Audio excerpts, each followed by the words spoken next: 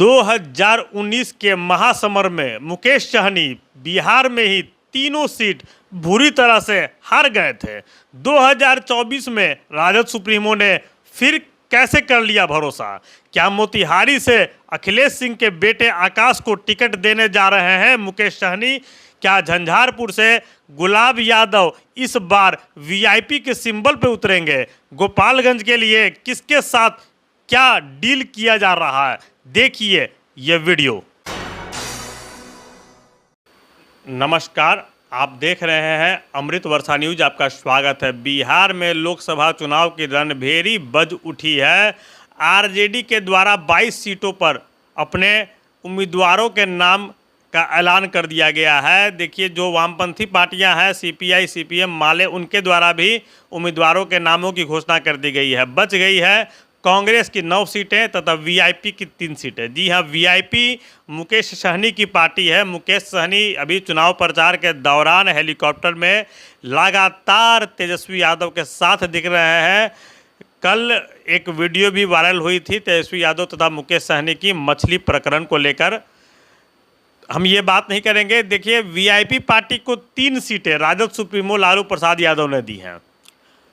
गोपालगंज, मोतिहारी और झंझारपुर, ये 3 महत्वपूर्ण सीटें हैं जहां आरजेडी अपने उम्मीदवारों के नाम की घोषणा करने जा रही थी, लेकिन अचानक से राजद अध्यक्ष लालू प्रसाद यादव तथा पूर्व उप मुख्यमंत्री तेजस्वी यादव ने नया निर्णय लिया और वीआईपी पार्टी, विकासशील इंसान पार्टी को वे अपने साथ इंडिया अलायंस में ले आए और अब गोपालगंज, मोतिहारी तथा झंझारपुर दे दिया।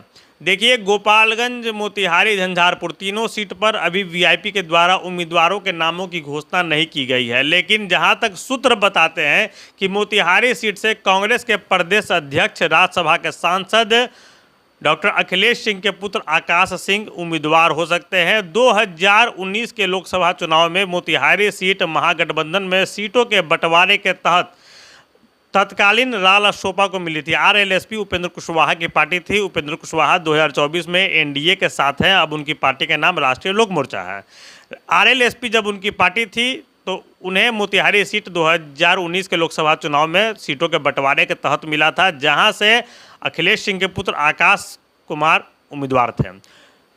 चुनाव हार गए थे। 2024 है तो 2024 में भी कुछ 2019 वाली ही पटकथा लिखने की प्रयास की जा रही है। अखिलेश सिंह के पुत्र आकाश सिंह वीआईपी पार्टी से उम्मीदवार हो सकते हैं। इसके अलावे भी मोतिहारी लोकसभा से 2 चर्चित चेहरे मुकेश सहनी के संपर्क में है और आरजेडी भी विशेष नज़र रख रही है कि ये सीट जो है मोतिहारी, वह सीट मुकेश सहनी किसी ऐसे उम्मीदवार को न दे दे कि 2019 के चुनाव परिणाम 2024 में रिपीट हो जाएं।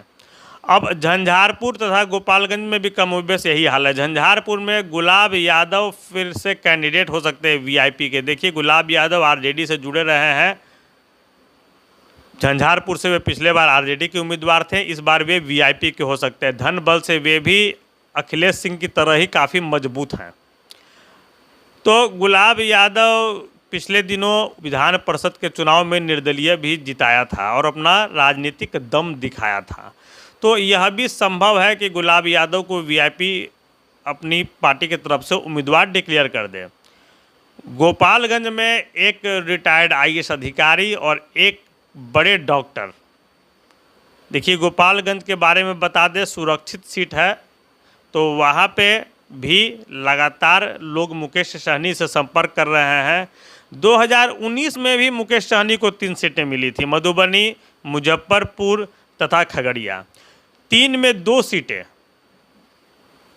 मधुबनी तथा मुजफ्फरपुर में वीआईपी पार्टी के हार की अंतर 4 लाख के करीब मतों से था। 4 लाख, लगभग 4 लाख वोट से उनके उम्मीदवार पराजित हुए थे।